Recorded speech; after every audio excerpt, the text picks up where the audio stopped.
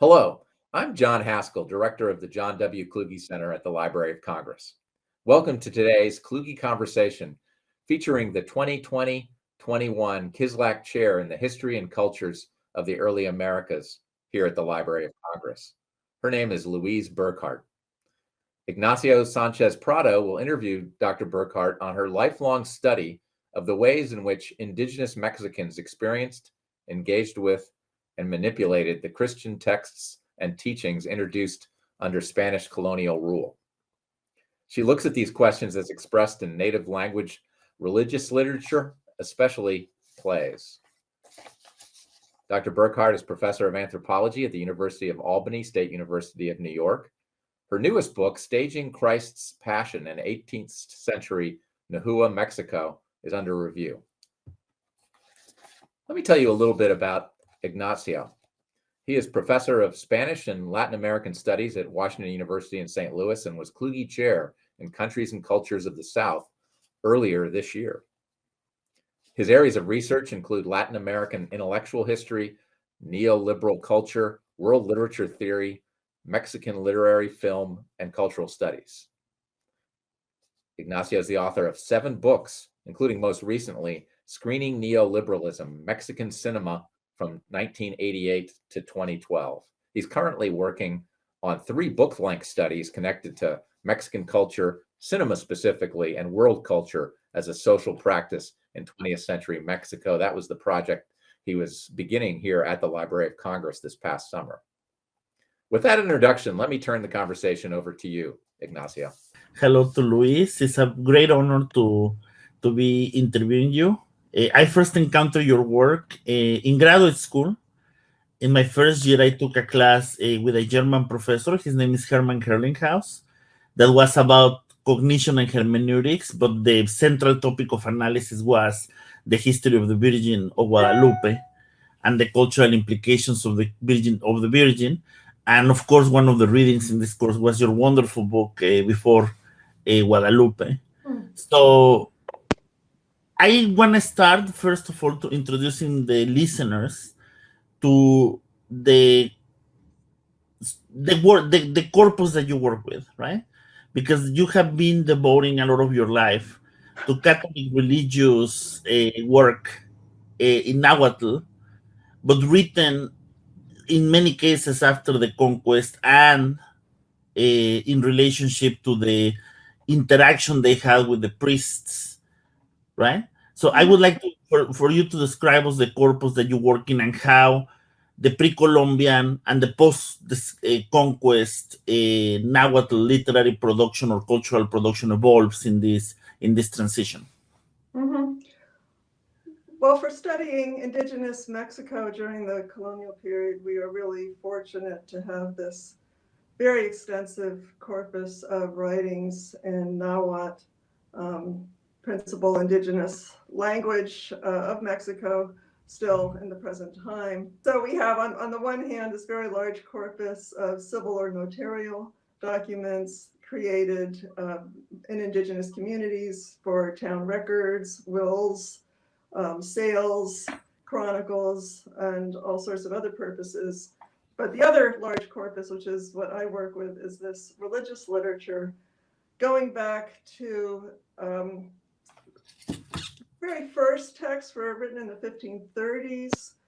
We don't have much before the 1540s, but from then until through the 18th century, there's a very large body of writing, over 100 published imprints, which, since I went through a very severe censorship and review process, tend to be pretty much in line with the Orthodox teachings that the Church was trying to present, to the extent that you could express those things in the Nahuatl language, which, as I tried to show in a lot of my earlier work, brought a lot of its own meanings into the way Christianity was expressed.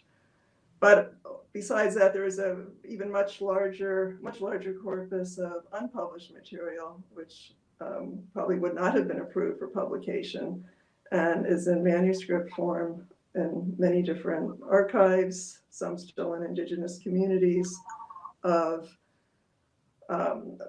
everything from simple catechisms, some of them pictographic, to rather elaborate theological treatises, and saint stories and songs and dramas that probably would not have been published even if someone had tried to publish them, because they just would not quite have passed the ecclesiastical review to say they were orthodox enough to be published.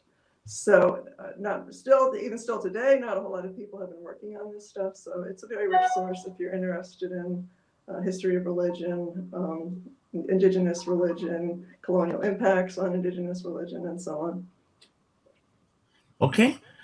And I was reading some reviews of your earlier work actually to prepare for this. And one of the words that I found was the word revisionist, right?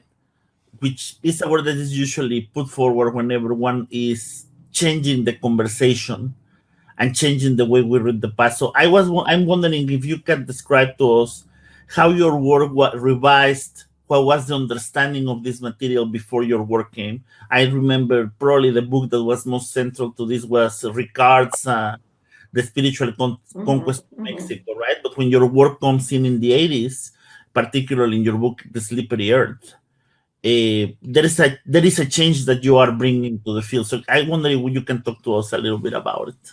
Well, the conventional view before the sort of more critical approaches in anthropology and other disciplines in the 80s, and I think this explains why that large corpus of material that I just described a little bit was not seen as very interesting to scholars, is that, okay, the priests, the friars came, people kind of converted to Christianity, at least in a superficial way, and that's kind of the end of the story. And people are either practicing Christianity or they're not. And even though you see through ethnography through the 20th century so many rich examples of people performing and enacting versions of Christian stories or dramas that are obviously very much indigenized and adapted into indigenous meanings, such as treating Jesus as the sun, Easter as the birth of the sun, these kinds of things that go back to the early evangelization period.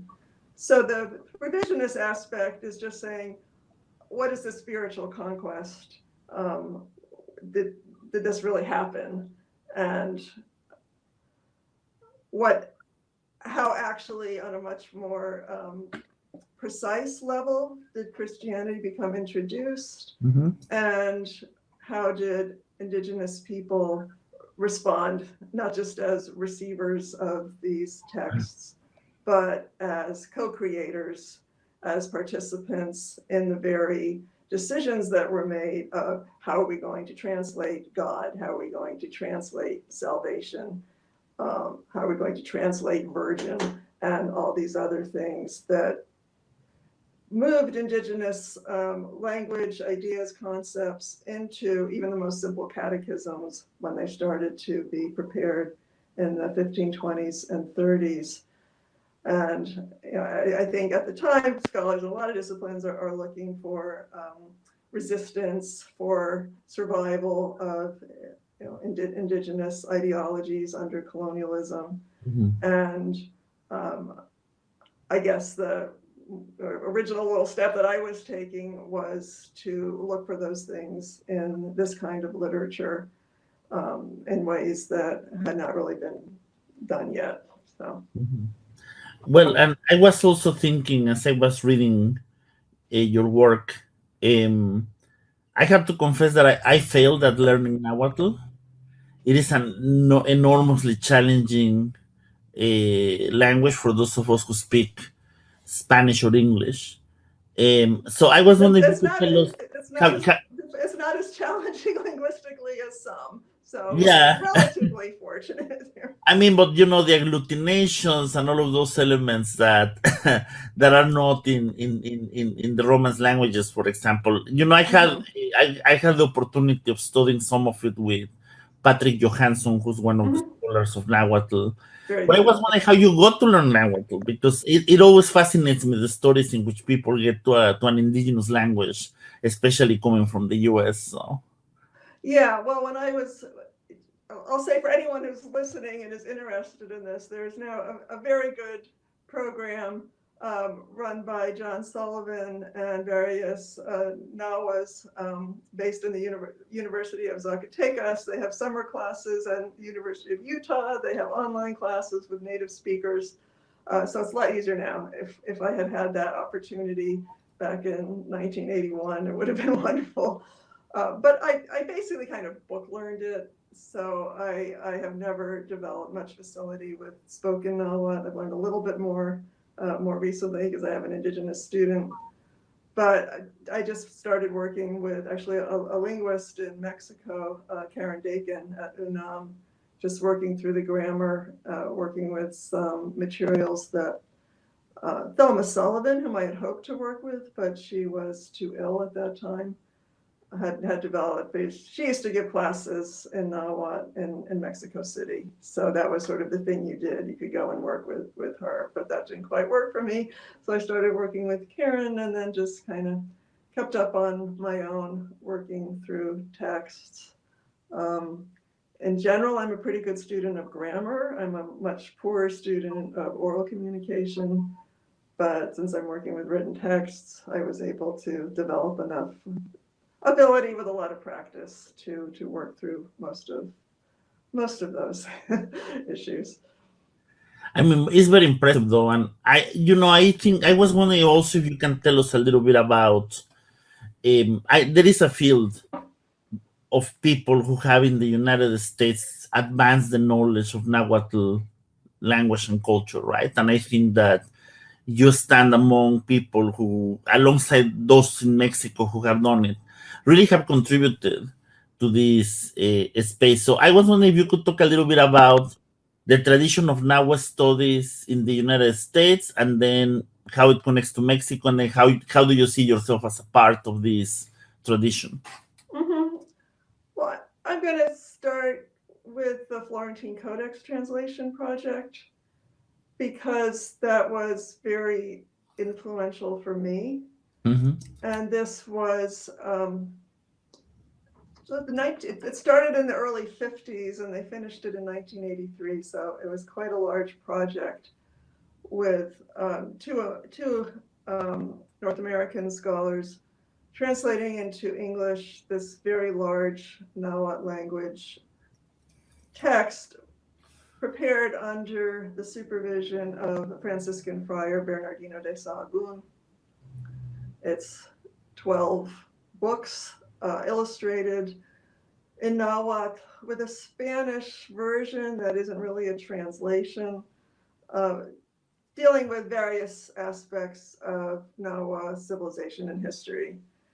And it was treated at that time, and when I entered the field, it was treated as kind of pretty much a direct window into Nahua, or Aztec, as more typically called it back then, civilization. And we're getting it in Nahuatl, so it's really really accurate and direct. But that took them a long time. But I think coming out of that in the 70s, you had one of those scholars, Arthur Anderson, and a couple other historians and anthropologists like James Lockhart and Francis Burdan, starting to look beyond, well, actually wrote a book they titled Beyond the Codices, beyond the big, famous, illustrated manuscripts that seem to bring us right into the pre-Columbian past, even though, today we would question that a bit. And they started working with some of these civil or notarial documents like wills and letters and petitions, and then delving into just the life in the indigenous corporate community under colonialism. So you're familiar with James Lockhart's the Nahuas after the conquest and works like that. So that was starting to go on in the 70s, 80s. I've been interested in religion since my freshman year of college when I took a course on anthropology of religion. So where I would find my footing in this field, I was like a typical student, more of the time, more interested in the Aztecs and pre-Columbian religion and understanding that. So that's kind of what I thought I was going to do. And I thought the Florentine Codex was this great direct window into pre-Columbian religion. As I got into things a little more deeply and critically, I'm thinking, well, you know, this is all done with the supervision of these priests who are trying to turn everybody Christian, and they're saying horrible things about the native people being enthralled to the devil and worshiping idols. And how is this actually affecting how we are seeing pre-Columbian civilization through these texts? And I thought, well, maybe I ought to look at what's going on in the 16th century. And then I found this whole kind of unexplored terrain of this, all of these documents that nobody had ever really done anything in Nahua. And that's sort of a grad student's dream. I have something new that I can do. And my Nahua might actually be good enough to deal with these texts. So I kind of branched off into, well, what can I learn about religion in the 16th century, taking what I know about how we think we understand pre-Columbian religion, which we're continually reevaluating as we go through time, and seeing how Christianity was introduced in the language, and what these priests were doing at the same time as they were compiling these great pictorial and alphabetic treatises about indigenous culture.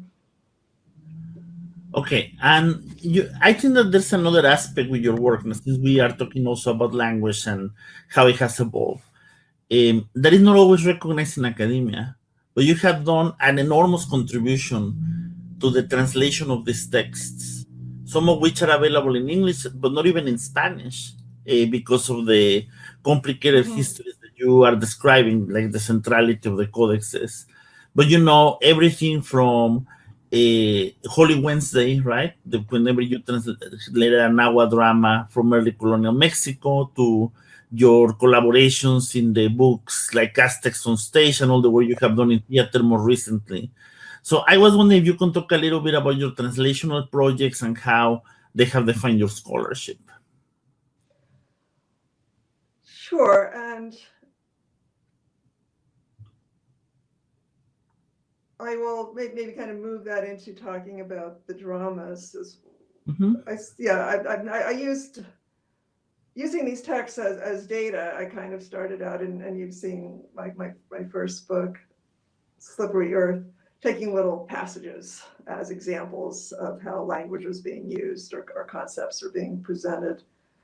And after that, I kind of wanted to move into a more literature mode of looking at these things, not just as data about evangelization, but as works of indigenous literature.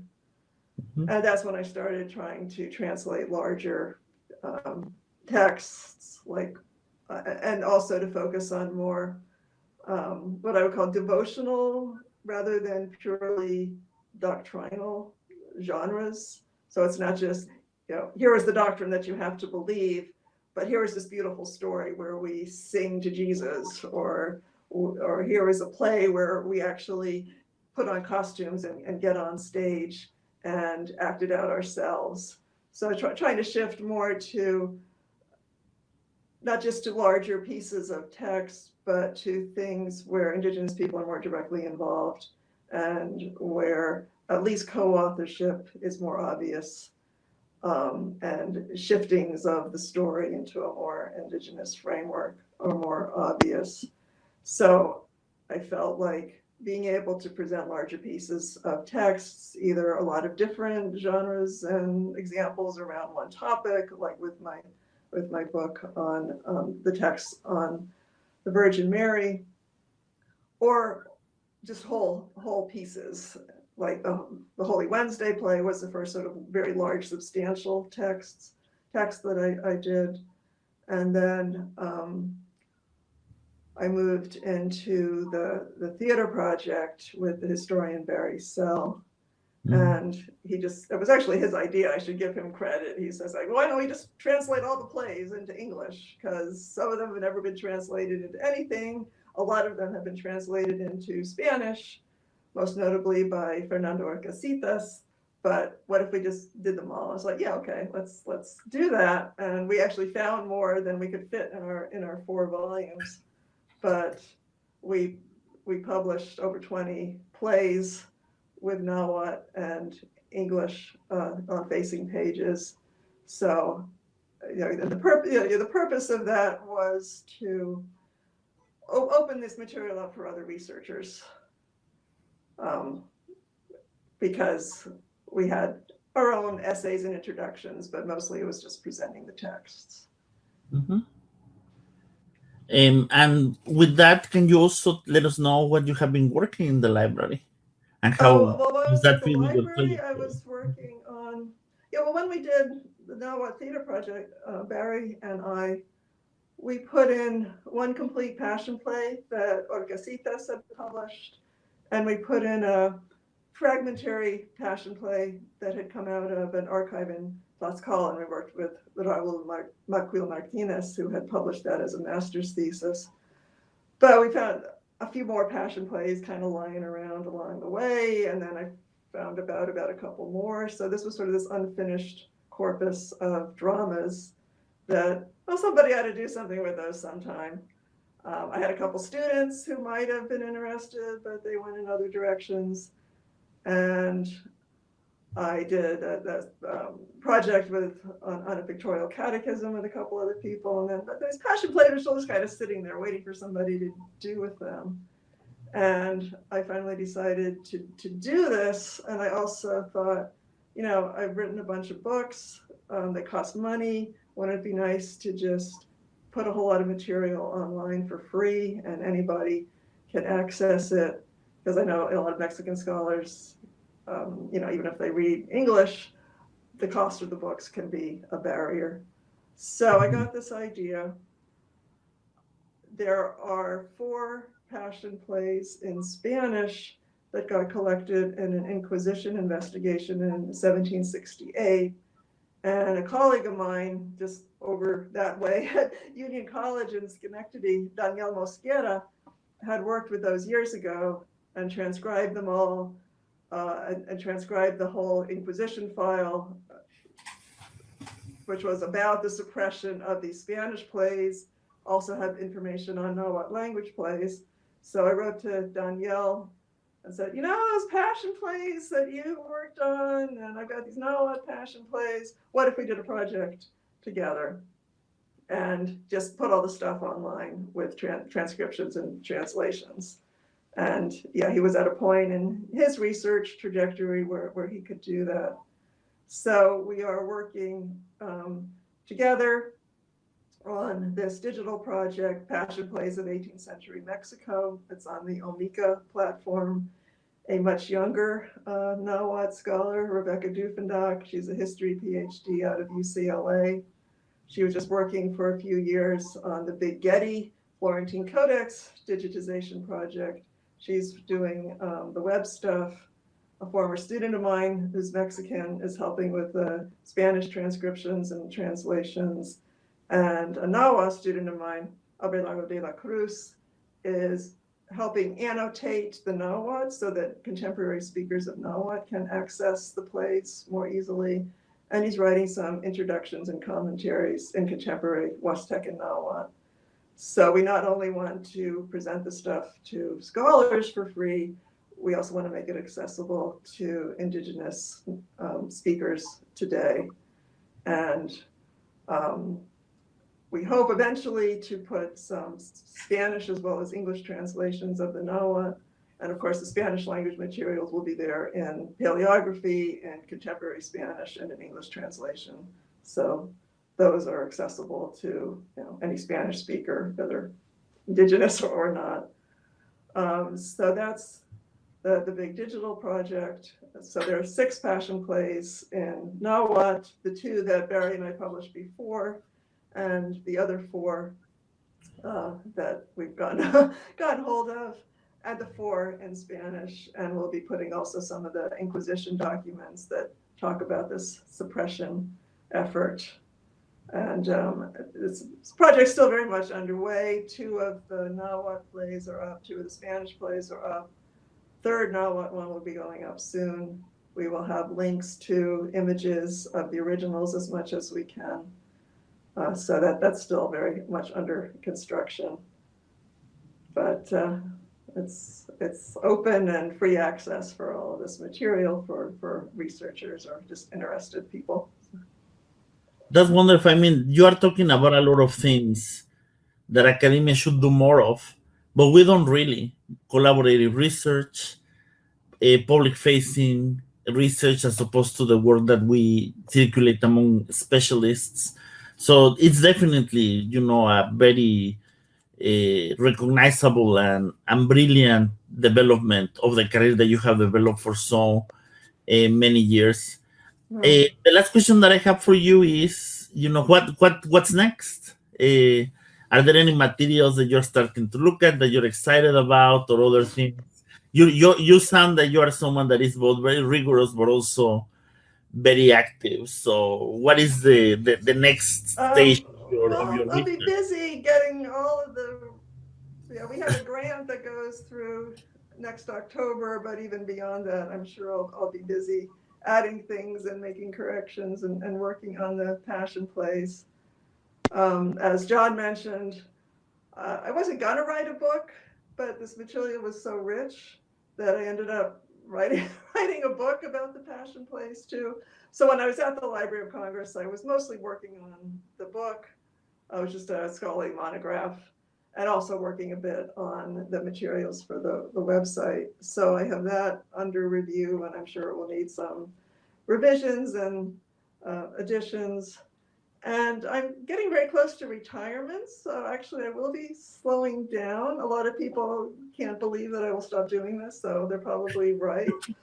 But I can be selective with projects. I'd like to just collaborate on other people's projects rather than taking on, huge things on my own. I have, former students I'm going to keep working with, like Nadia Marin Guadarrama is working with an early 17th century Augustinian and Indigenous text, Agustín Mijangos' Espejo Divino. I have my other student, Ben Leeming, who's currently translating the Sahagún sermons from the Newberry Library. I'll probably do stuff with him. So I will continue to work on bits of things. And a long abandoned project I may get back to is the only book of songs published in Nahuatl in the colonial period, the Salmodia Cristiana, published in 1583 under Sahagún. I did a translation of the whole thing back in the 80s. Arthur Anderson published a translation, which is fine, but I think I may want to go back to that and do something with that would complement Anderson's work and make some use out of the work that I did back then. That's just been sitting in a drawer for a long time. So bits and pieces of work on particular texts, but probably nothing on the scale of this Passion Play project after that's done. Okay, well, thank you very much. I'm going to pass it back to John so he can send us off.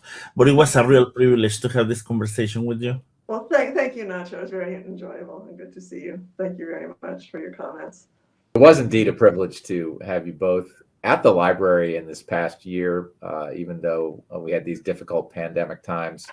And this was a tremendous conversation. It was very much appreciated. And finally, let me encourage all of you to explore Kluge Center events on the Library of Congress's YouTube page. Thank you.